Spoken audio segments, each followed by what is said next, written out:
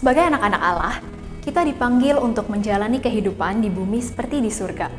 Menjalani kehidupan di bumi seperti di surga artinya, kita hidup mengasihi Tuhan dengan sepenuh hati, jiwa, dan pikiran, serta mengasihi sesama seperti diri sendiri. Hidup seperti di surga artinya, kita menjalani kehidupan yang kudus dengan menghindari dosa dan kejahatan, serta mengikuti teladan Kristus. Kita harus terus berjuang untuk menghasilkan buah roh seperti kasih, kesabaran, dan kebaikan di dalam kehidupan kita sehari-hari. Mari, kita siapkan hati kita untuk menerima firman Tuhan yang akan dibagikan oleh Ibu Yeni Indra. Selamat beribadah.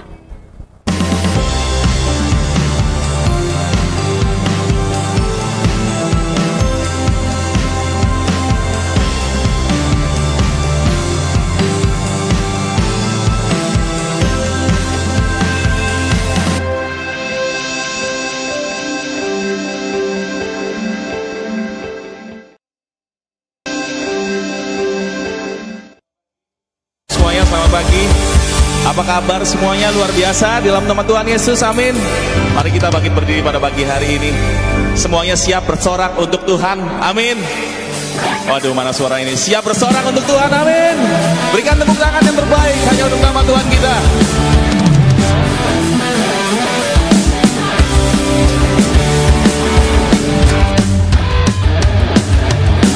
Bersorak-sorai, muliakan namanya, Dia berperang ganti kita.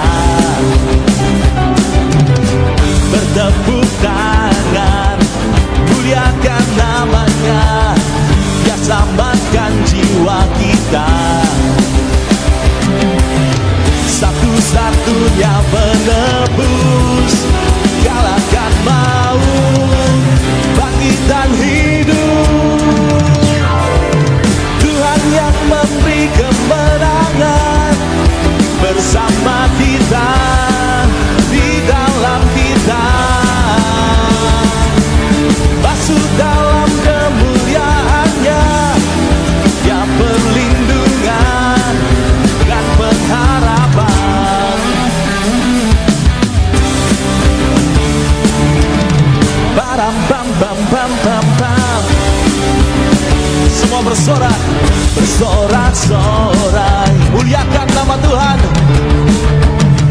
Dia berperang ganti kita. Bertepuk tangan, muliakan namanya, Dia selamatkan jiwa kita. Mari angkat tanganmu. Satu-satunya penebus, kalahkan maut, bangkitan hidup. Tuhan yang memberi kemenangan bersama kita, di dalam kita. Masuk dalam kemuliaan-Nya, Dia perlindungan dan pengharapan. Tuhan yang memberi kemenangan bersama kita, di dalam kita. Masuk dalam kemuliaan-Nya, Dia perlindungan dan pengharapan. Oh, Tuhan yang memberi kemenangan bersama kita, di dalam kita. Amin. Masuk dalam kemuliaan-Nya, Dia perlindungan dan pengharapan. Dia perlindungan dan pengharapan. Dia perlindungan dan pengharapan. Baram bam bam bam bam bam. Baram bam bam bam bam bam. Sekali lagi ya, sama-sama.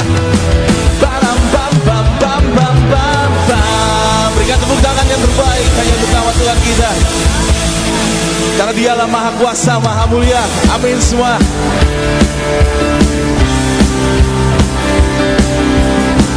Tak terlukiskan keindahan-Mu Tuhan.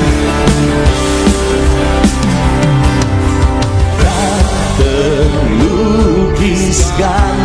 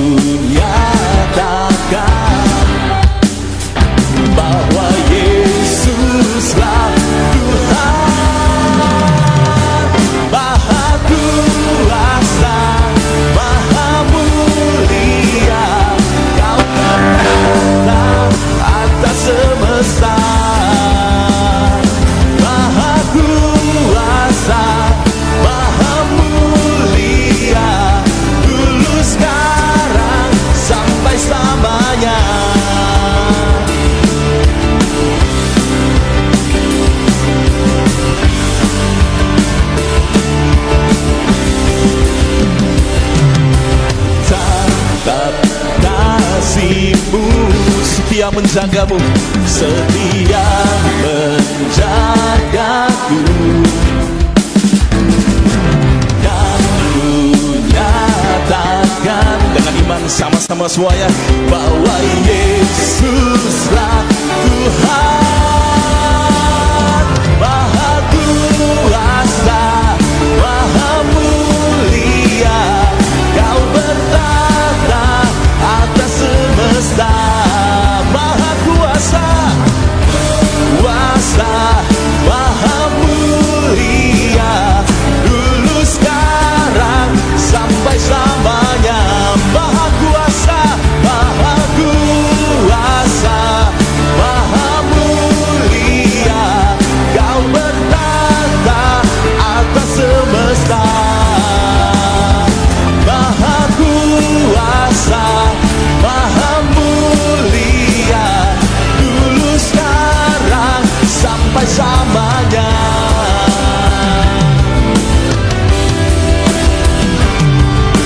karena Dialah yang Maha Kuasa, Maha Mulia di antara kita semua.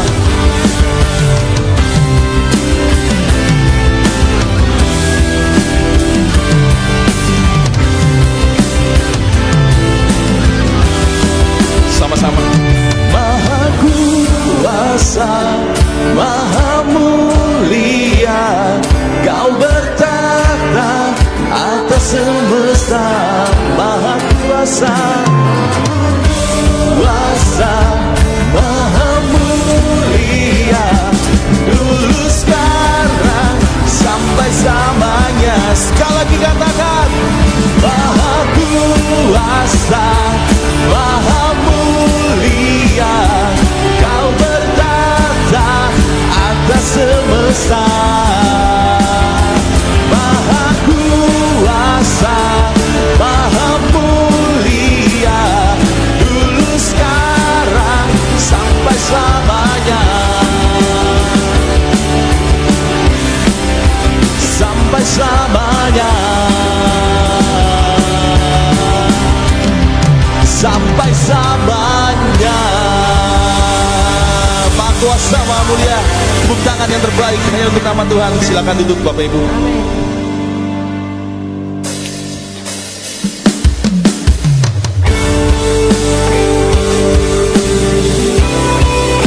Kami bersyukur atas penyertaan-Mu yang terbaik ya Tuhan. Karena Engkau adalah Allah Immanuel yang selalu beserta dengan kami dimanapun kami berada. Kami datang untuk menyembah nama-Mu ya Tuhan. Berkati kami setiap jemaat ini. Bapa, ku datang, ku berserah, ku nyatakan Kau yang berkuasa dalam gelap. Kau setia, Kau cahaya hidupku.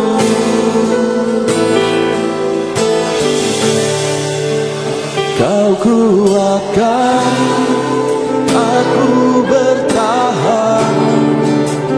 Kau harapan dalam kesesakan.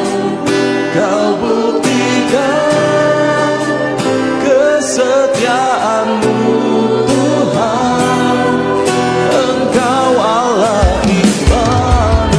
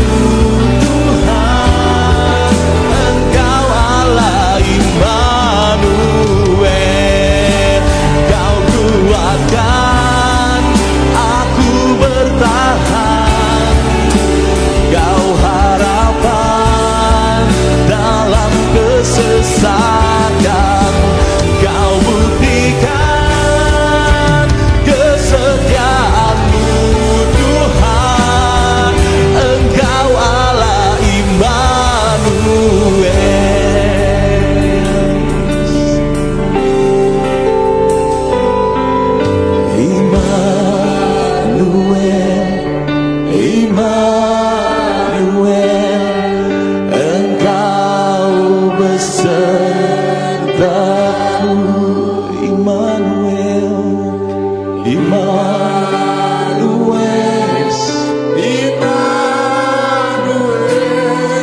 Engkau Allah besertaku. Lagi katakan Immanuel, Immanuel, Engkau besertaku. Immanuel, Immanuel, Engkau Allah besertaku. Immanuel, Immanuel, Immanuel, Engkau besertaku. Immanuel, Immanuel, Engkau Allah besertaku. Lagi katakan Immanuel, Immanuel, Engkau besertaku. Immanuel, Immanuel, Engkau Allah besertaku.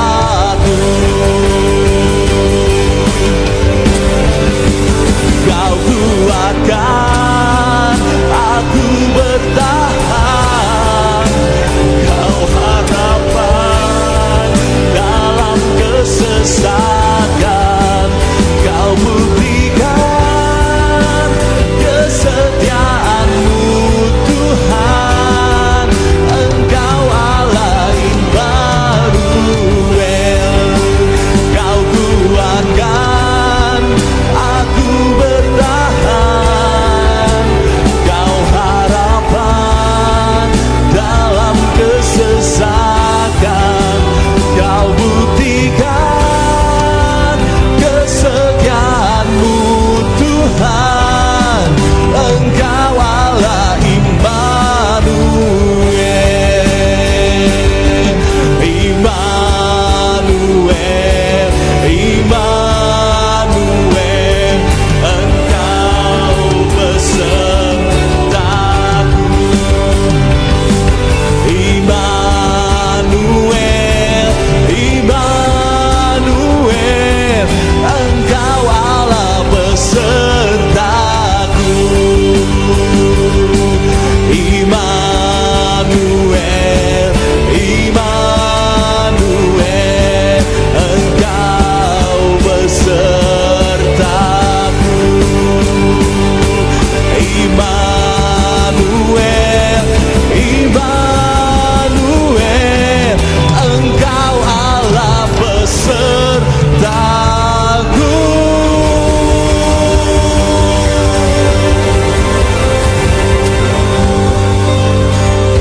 Sebab Engkau Allah Immanuel yang selalu beserta kami ya Tuhan.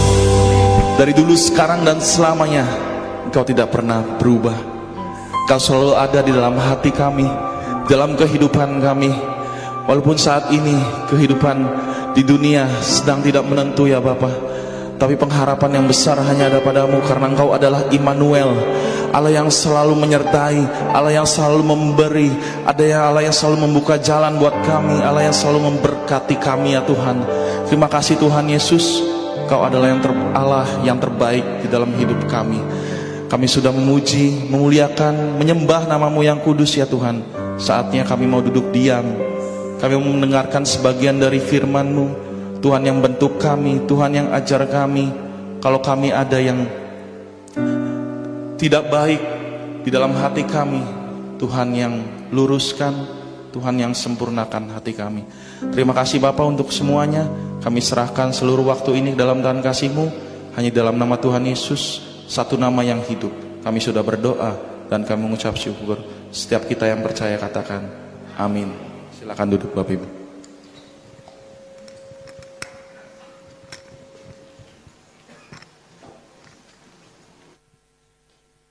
Shalom. Selamat pagi. Ada sukacita? Ada sukacita? Ada. Baik Bapak Ibu, pagi hari ini kita bersuka cita karena kita akan dilayani oleh Ibu Yeni Indra. Pada waktu saya mencoba mencari tahu, karena saya belum nanya-nanya ke Ibu Yeni Indra tentang apa yang Ibu Yeni Indra lakukan selama ini. Jadi saya mencoba ketik Meta AI. Siapakah Ibu Yeni Indra? Langsung keluar, Bu. Ibu Yeni Indra adalah seorang pengkhotbah, seorang motivator, penulis Kristen, traveler.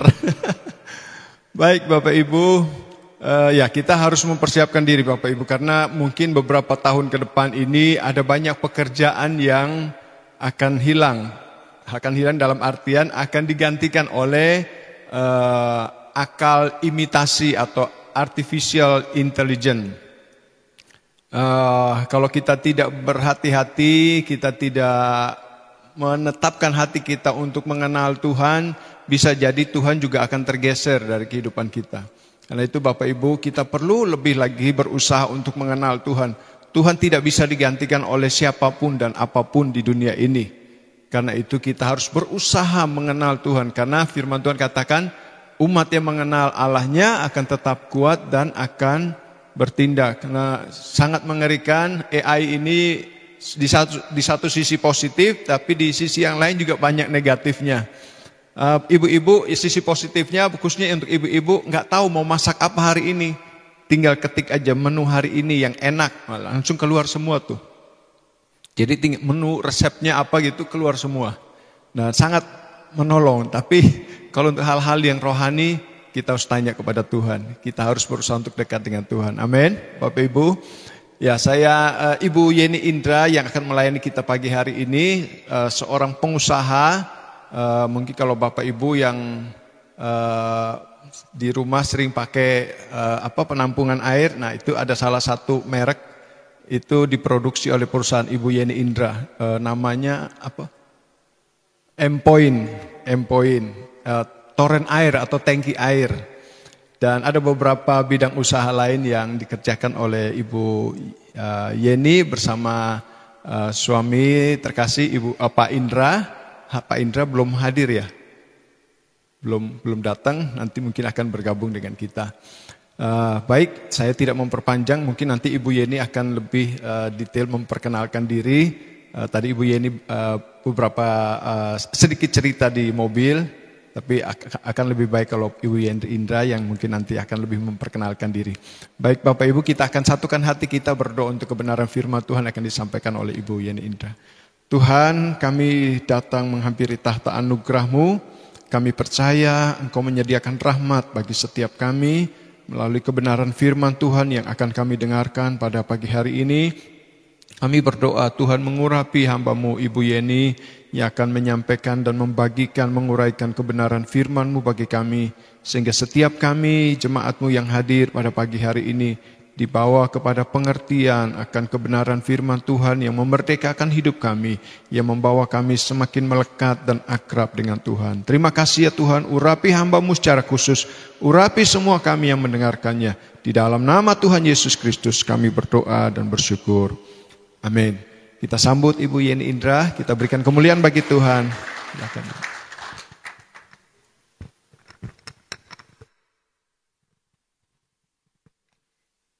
Selamat pagi Bapak Ibu dan saudara-saudara semua.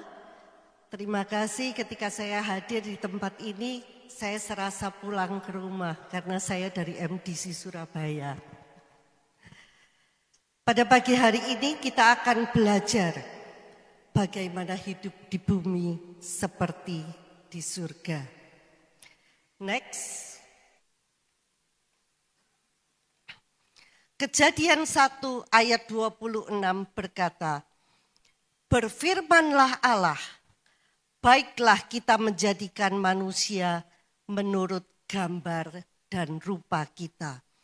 Manusia diciptakan serupa dan segambar dengan Allah. Kita lihat gambar sebelah kiri, Allah Tritunggal, Allah Bapa, Allah Putra, Allah Roh Kudus. Manusia terdiri dari roh, jiwa, dan tubuh yang luar biasa. Roh Kudus yang sama ada di dalam roh manusia saat manusia diciptakan pada mulanya di Taman Eden. Apa yang terjadi di Taman Eden? Kita akan belajar dulu.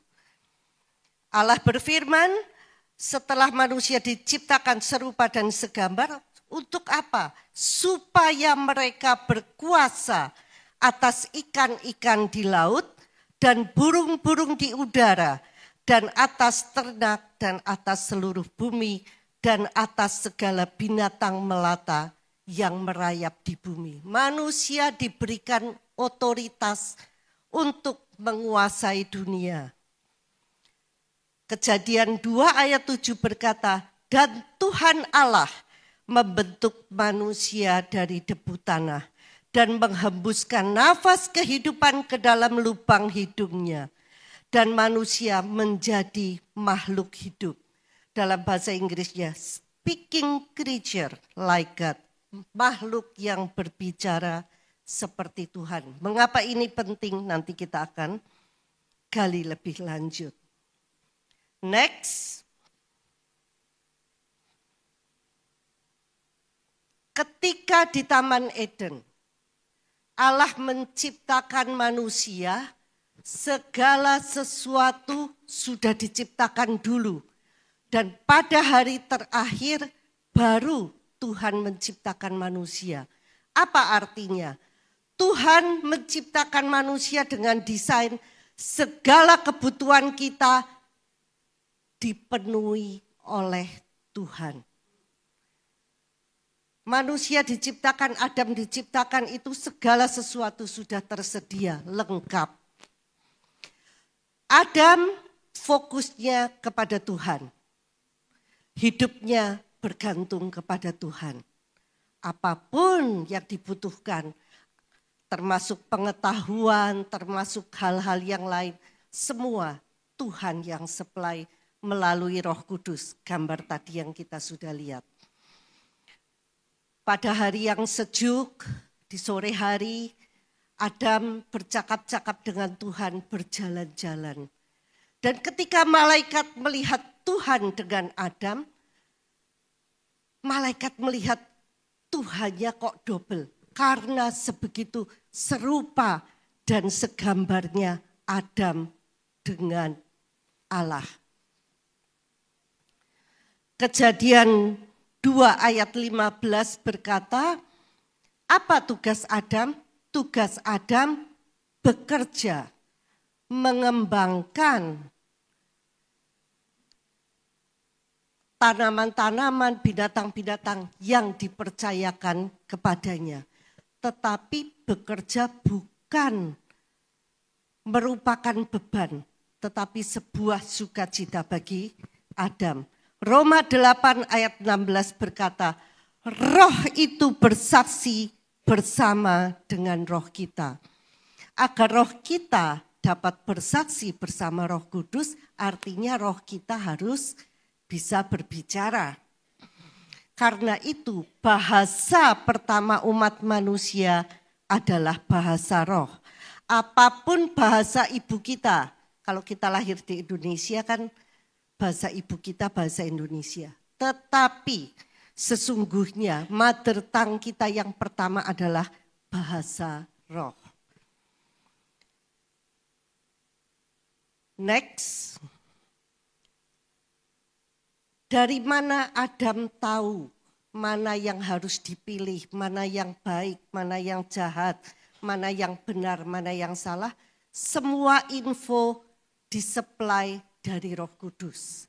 Dikatakan discernment, kemampuan, discernment spirit, kemampuan untuk membedakan. Adam memiliki GPS surgawi.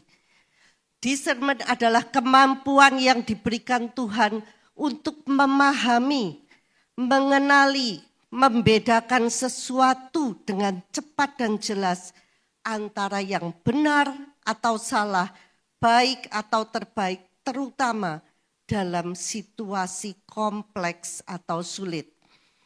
Kemampuan ini melibatkan pemahaman yang mendalam, kecerdasan intuitif, artinya kecerdasan yang kita peroleh bukan karena kita belajar, tapi tahu aja, intuitif.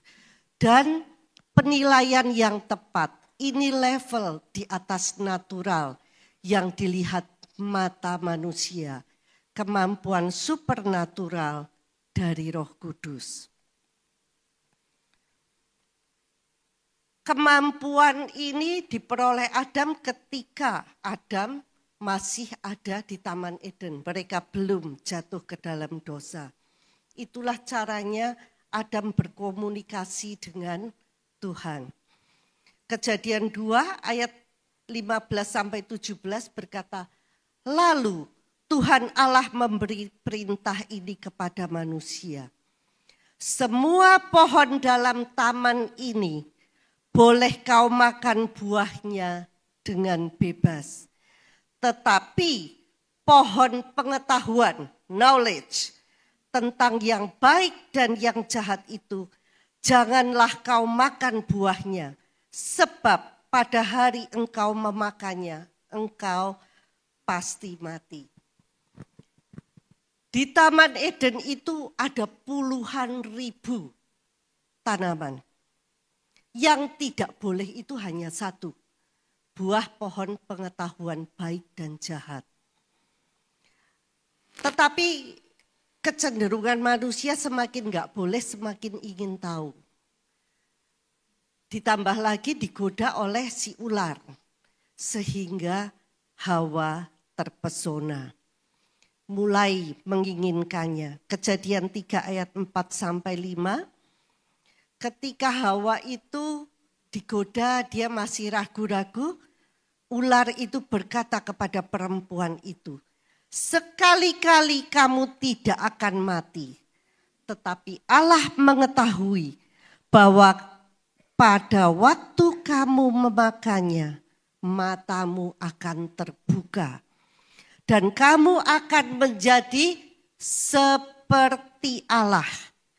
Tahu tentang yang baik dan yang jahat. Banyak orang berpikir, aduh Tuhan, makan buah pohon pengetahuan baik dan jahat aja kok sampai segitunya. Sesungguhnya yang membuat berdosa itu bukan sekedar memakan buahnya. Makan buahnya itu manifestasinya. Tetapi sesungguhnya yang membuat berdosa apa? Apa godaan yang membuat Hawa makan buah itu? Karena dia ingin seperti Allah, ingin independen. Karena di Taman Eden segala sesuatu dicukupi, tapi cara hidupnya yang didesain Tuhan, hidup kita bergantung kepada Allah sepenuhnya. Baik dalam informasi, kebutuhan hidup dan sebagainya. Tetapi dengan memakan buah ini, itu niatnya Hawa itu, dia ingin seperti Allah, terpisah dari Allah, hidup independen dari Allah. Manifestasinya dengan makan buah pohon pengetahuan baik dan jahat. Dosa pun masuk. Next, apa yang terjadi ketika dosa masuk? Yang sebelah kiri ketika mereka belum jatuh ke dalam dosa. Roh Kudus ada di dalam roh manusia. Begitu dosa masuk, apa yang terjadi? Roh Kudus tidak ada lagi di dalam roh manusia. Tubuh dan jiwanya menyatu, rohnya mati. Rohnya mati artinya terpisah dari Allah. Dosa membatasi manusia dengan Allah. Adam sadar kalau mereka telanjang. Pertanyaannya, waktu di Taman Eden telanjang enggak? Telanjang. Tetapi mereka begitu fokus kepada Tuhan dan ada sinar kemuliaan Allah yang menutupi tubuh mereka sehingga mereka tidak menyadari ketelanjangannya. Begitu dosa masuk, mereka sadar mereka telanjang, manusia sibuk melihat ke dalam dirinya sendiri. Oleh karena itu, Adam dan Hawa menutupi auratnya dengan tanaman untuk menutupinya.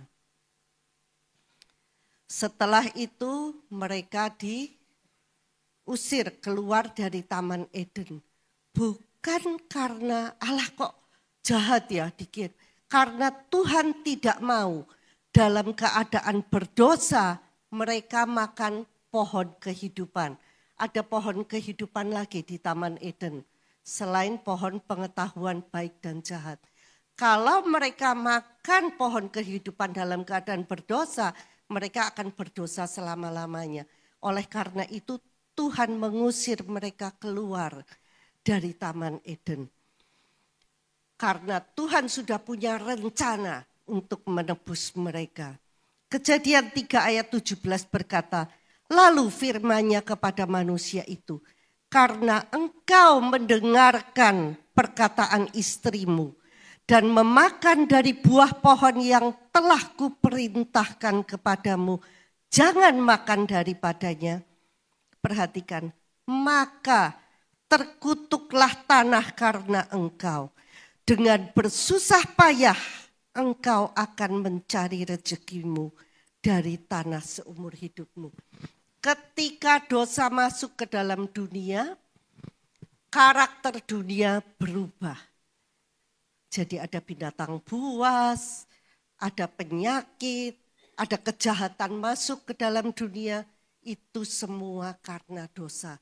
Karakter dunia berubah.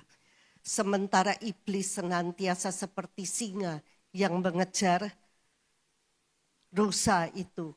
Senantiasa mengaum-ngaum untuk menggoda kita. Membuat orang-orang itu jatuh ke dalam dosa. Next, setelah jatuh ke dalam dosa, manusia kehilangan kemampuan discernment. GPS surgawinya hilang. Mereka bergantung kepada panca indera. Sementara apa yang kita lihat, kita dengar, kita rasa semua itu terbatas. Akibatnya manusia butuh pengetahuan, knowledge. Sekarang manusia perlu sekolah, perlu pendidikan. Karena mereka kehilangan GPS surgawi. Kalau dulunya waktu di Taman Eden, semua apapun yang mereka butuhkan disuplai oleh Roh Kudus. Sekarang Roh Kudusnya tidak ada, mereka membutuhkan knowledge dan education. Sedihnya, iblis juga memanfaatkan untuk menipu manusia melalui pendidikan. Buktinya, negara Amerika didirikan oleh George Washington dengan mendedikasikan negara ini untuk Tuhan. Dasarnya pakai kebenaran firman Tuhan. Dalam setiap pidato-pidatonya, nama Tuhan yang dipermuliakan. Itulah sebabnya kalau kita lihat di uang dolar Amerika tertulis, in God we trust, kepada Tuhan kami percaya. Iblis gak suka. Apa yang dilakukannya? Melalui pendidikan. Tahun 1962 mulai dilarang berdoa di sekolah-sekolah. Kemudian Alkitab tidak boleh ada lagi ibadah di sekolah-sekolah di Amerika. Ketika itu terjadi, kemerosotan demi kemerosotan terjadi di Amerika.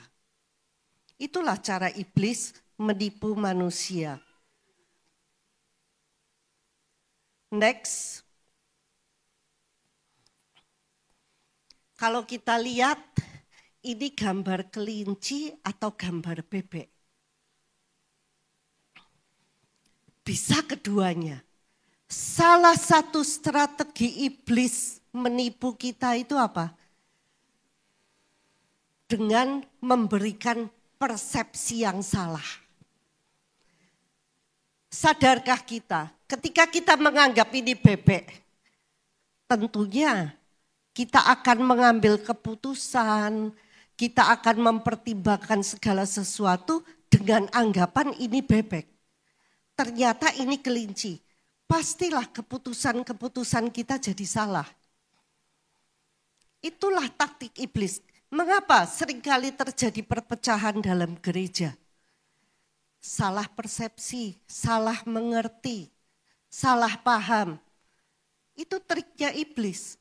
Paling pintar dia membuat kita itu salah seperti ini.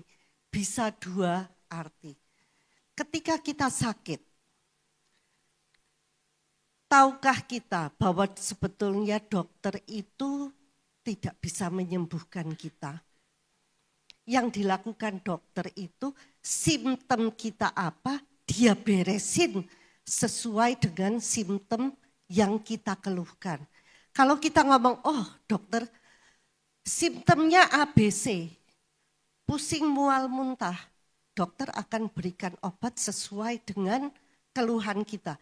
Tetapi nanti kalau kita datang lagi dengan dokter bukan ABC, XYZ, dia akan memberikan obat sesuai dengan keluhan kita yang sekarang juga XYZ. Tetapi kita ini seringkali keliru.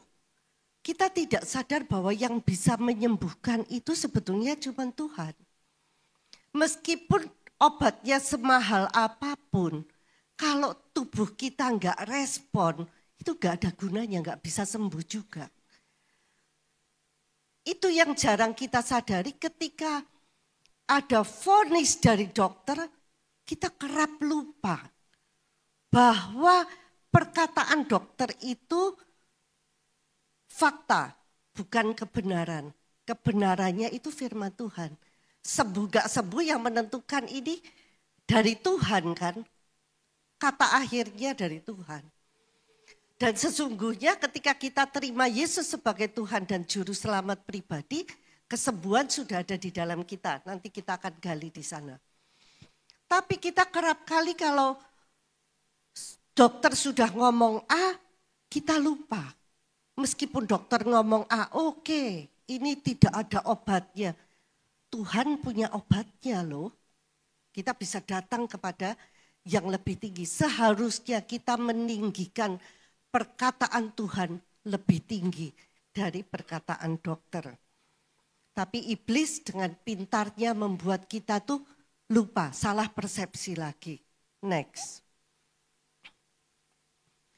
Karena begitu besar kasih Allah akan dunia ini, sehingga Dia mengaruniakan anaknya yang tunggal, supaya setiap orang yang percaya kepadanya tidak binasa, melainkan beroleh hidup yang kekal.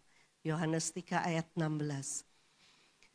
Allah begitu Adam jatuh ke dalam dosa, dia sudah merancangkan, dia akan mengirimkan anaknya yang tunggal. Yesus dikirimkan ke dalam dunia untuk menebus dosa seluruh isi dunia, mati di kayu salib, mengalahkan maut, bangkit dari antara orang mati. Bagi kita yang menerima Yesus sebagai Tuhan dan Juru Selamat pribadi, hubungan kita dengan Allah dipulihkan. Lihat gambar ini. Seperti gambar ketika Adam masih ada di Taman Eden, belum jatuh ke dalam dosa. Tetapi hanya untuk orang yang menerima Yesus sebagai Tuhan dan Juru Selamat pribadi. Ada salibnya. Harus terima Yesus baru dipulihkan. Tidak untuk semua orang. Hanya orang yang terima Yesus sebagai Tuhan dan Juru Selamat pribadi. Ketika kita menerima Yesus sebagai Tuhan dan Juru Selamat pribadi, Roh Allah tinggal kembali di dalam roh kita. Kemakmuran ada di sana. Kelimpahan ada di sana, kesembuhan ada di sana, kesehatan, hikmat, kepandaian, apapun yang kita butuhkan dalam hidup ini sudah tersedia sempurna di dalam roh kita.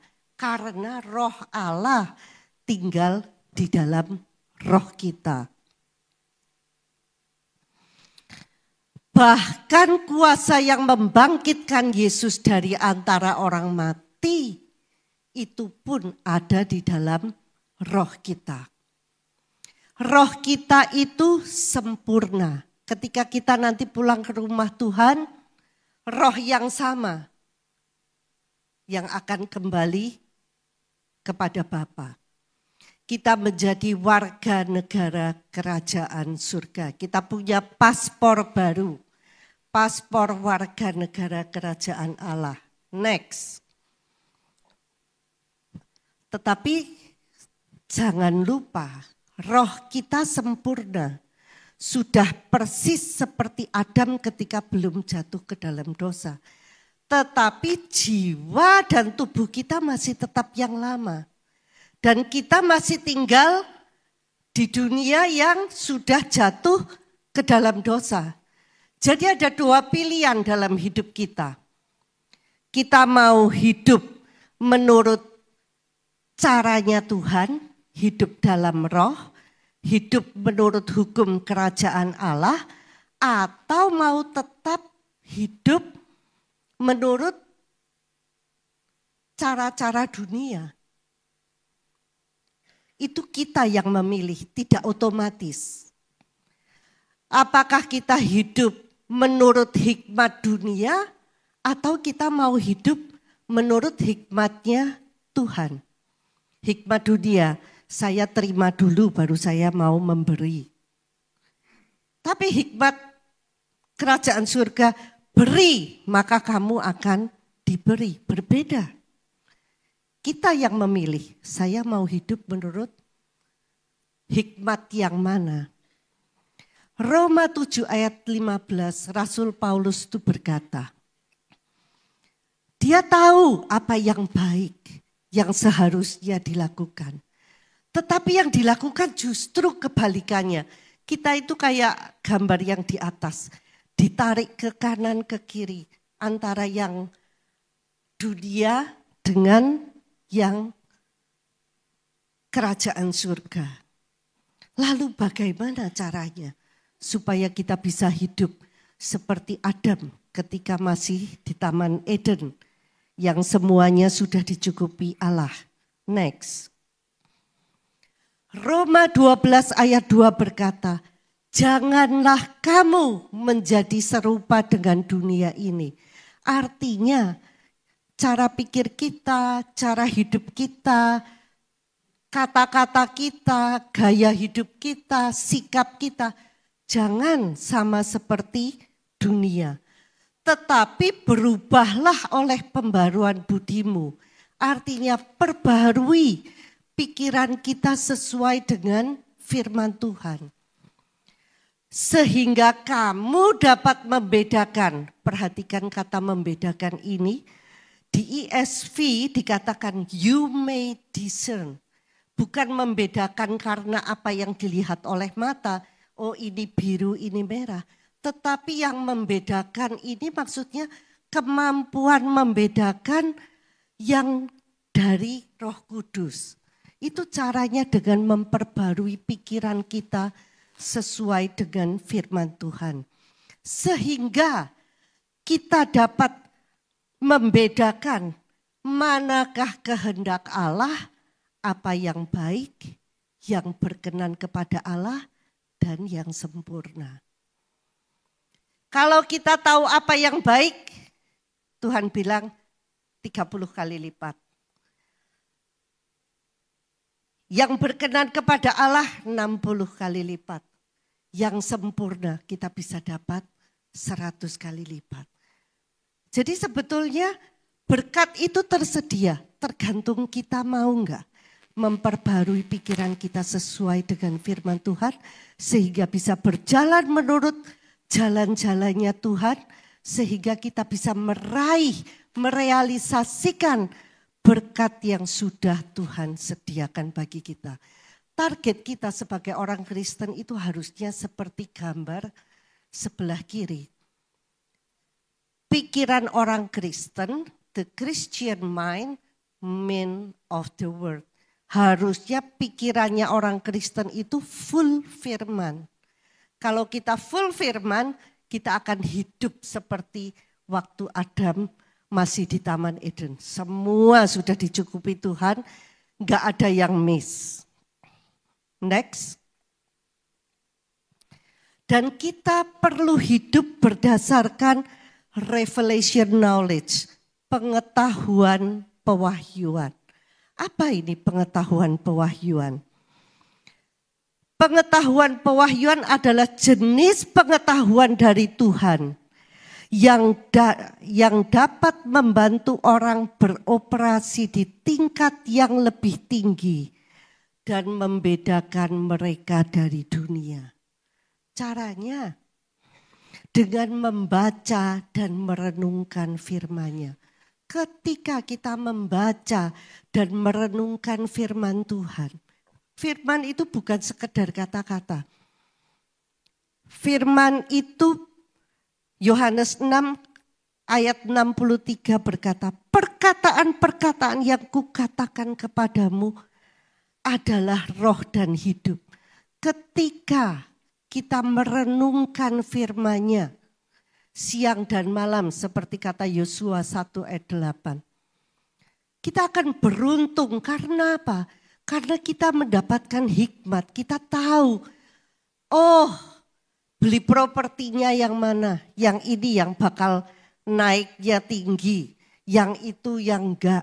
Itu semua karena hikmat dari Roh Kudus. Kayaknya firman itu kan ditulis ribuan tahun yang lalu, tetapi firman itu roh dan hidup. Dia tahu dengan cara demikian Tuhan memberi petunjuk kepada kita. Yang ini loh yang benar, yang ini harus ini.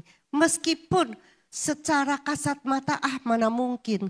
Tetapi Tuhan itu tahu apa yang akan terjadi puluhan tahun mendatang.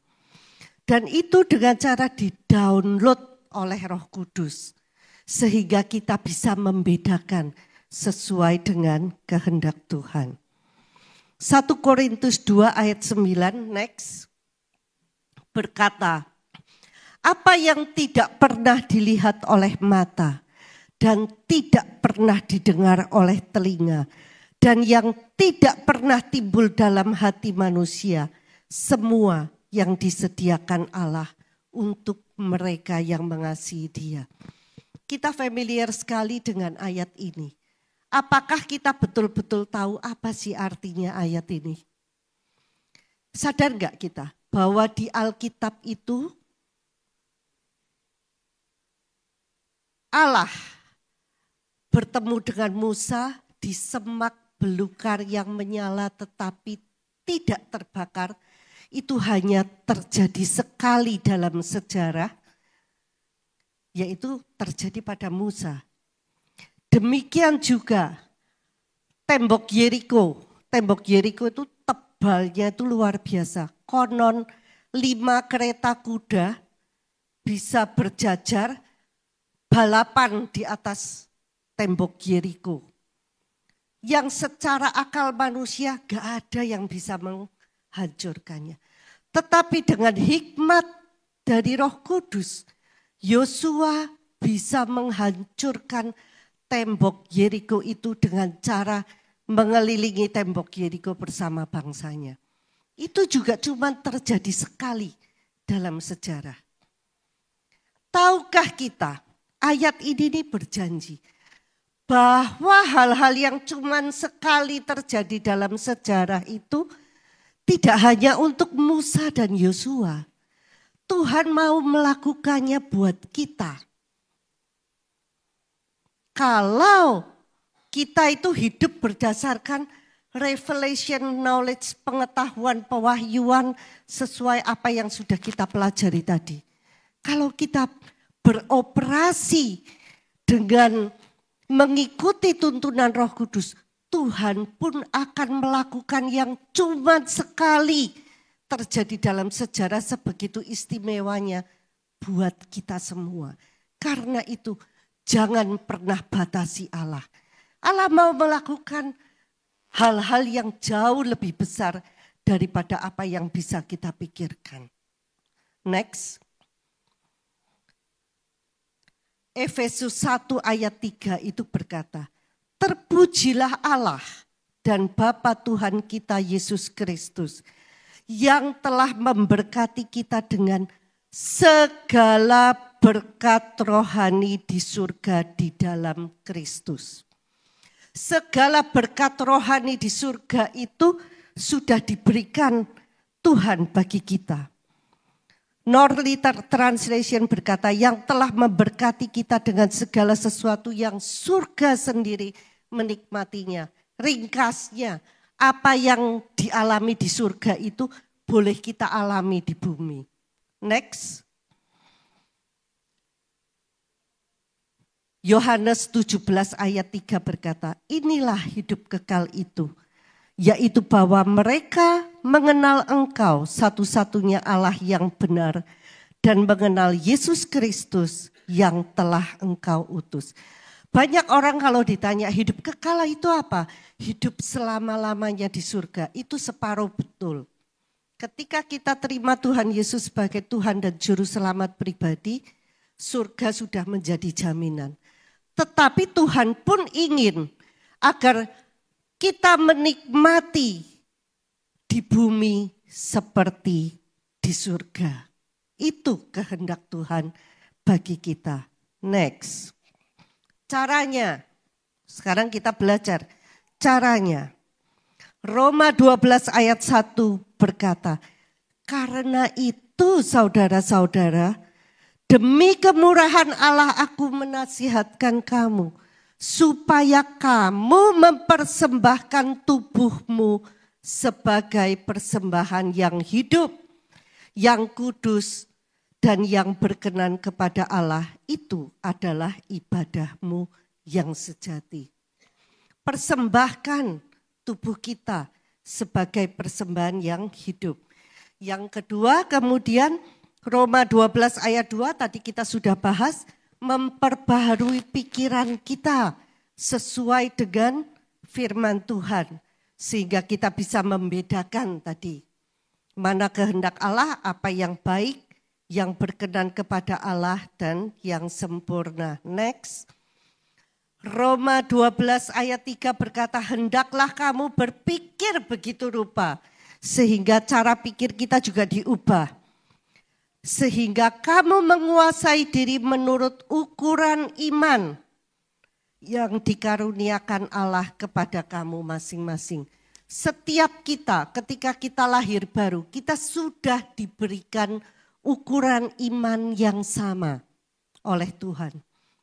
Sama seperti kita lahir, jumlah otot semua manusia itu sama.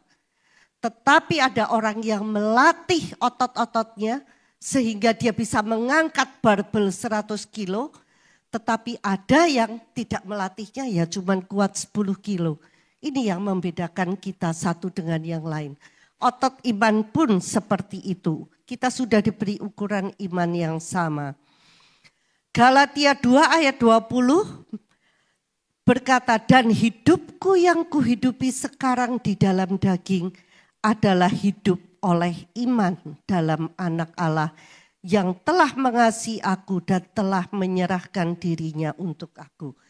Ternyata iman yang dikaruniakan itu ukuran imannya sama, yang dikaruniakan Tuhan itu iman anak Allah, imannya Yesus sendiri untuk kita. Next. Markus 11.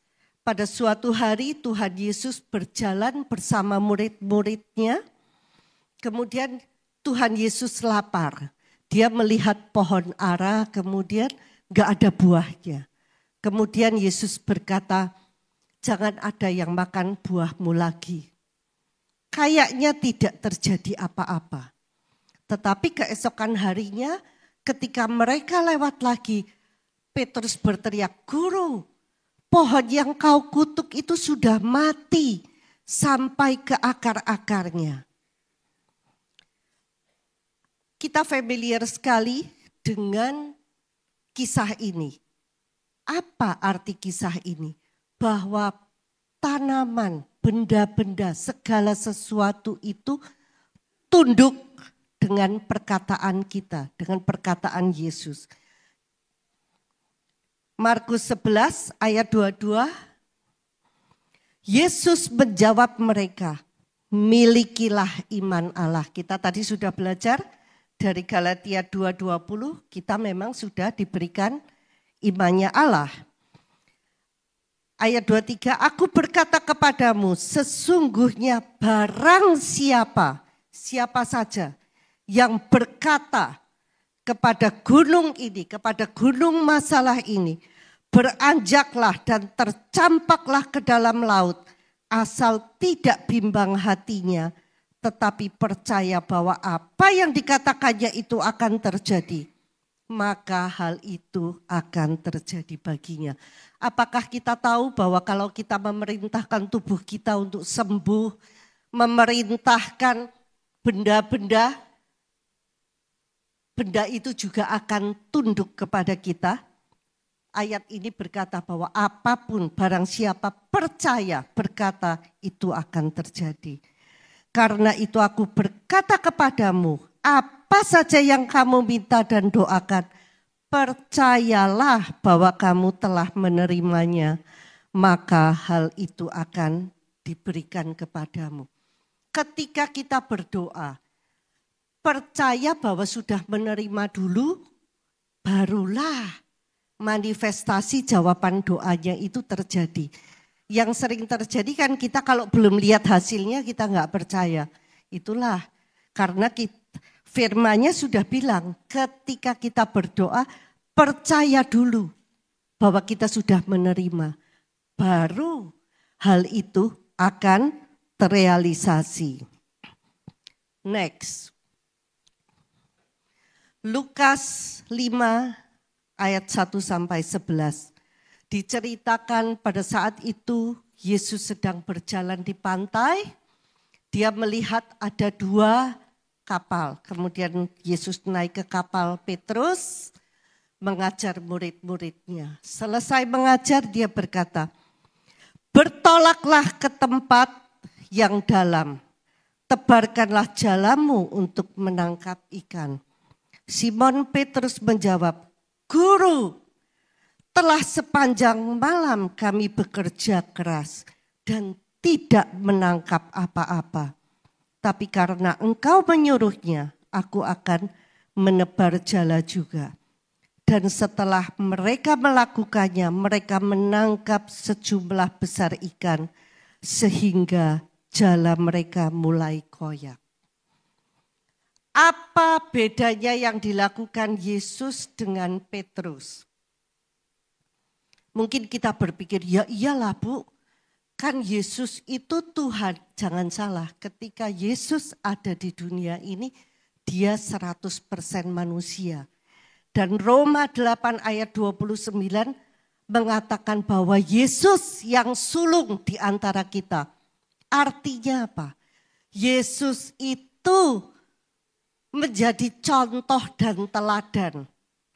Datang ke dunia itu menjadi contoh dan teladan bagaimana manusia ini yang bisa hidup berdasarkan hukum kerajaan Allah. Ini yang terjadi.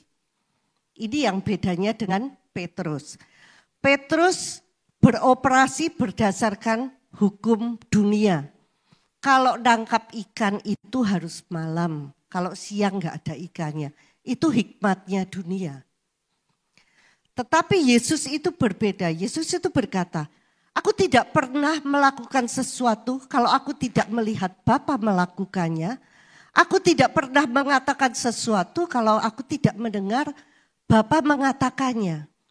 Jadi apapun yang dilakukan dan dikatakan Yesus, semua berdasarkan download dari Roh Kudus. Berdasarkan revelation knowledge, pengetahuan pewahyuan yang diberikan oleh Roh Kudus kepadanya. Karena itu ketika Yesus memerintahkan Petrus, tebarkan jalamu sekarang. Roh Kudus sudah kasih tahu, ini waktunya. Tebarin jala. Dapat ikan sampai banyak sekali. Sebaliknya Petrus dengan hikmat dunia, menurut pengetahuan dunia sepanjang malam enggak dapat apa-apa. Petrus dengan mengikuti hukum dunia sesuai dengan kutukan yang diberikan ketika mereka berdosa. Dengan bersusah payah kamu akan bekerja. Tetapi ketika Yesus bekerja berdasarkan hukum kerajaan Allah, semua sudah disediakan. Sama seperti ketika di Taman Eden. Semua sudah tersedia, tinggal ngambil. Nah, yang perlu kita pelajari adalah mengubah mindset kita. Apakah kita merasa bahwa kita ini, aduh hidup itu memang susah, hidup itu memang berat. Ada AI, waduh nanti bisa kehilangan. Percayalah ketika kita beroperasi berdasarkan hukum kerajaan Allah, Tuhan tahu bagaimana menempatkan kita dan menjadikan kita outstanding, istimewa, spesial. Kita enggak perlu bersusah payah.